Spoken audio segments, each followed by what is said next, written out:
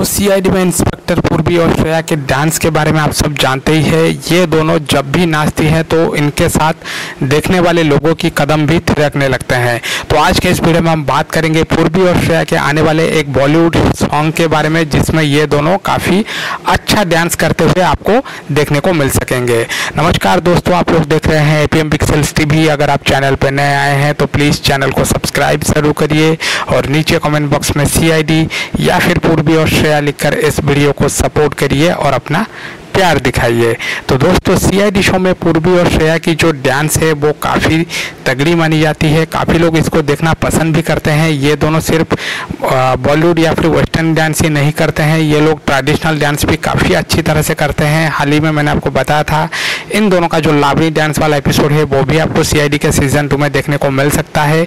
अगर बात करें दोस्तों इस एपिसोड के बारे में, तो इसमें दोस्तों इंस्पेक्टर पूर्वी और श्रेया जो है वो आपको एक बॉलीवुड के धमाकेदार आइटम सॉन्ग पर डांस करती हुई नजर आएंगी।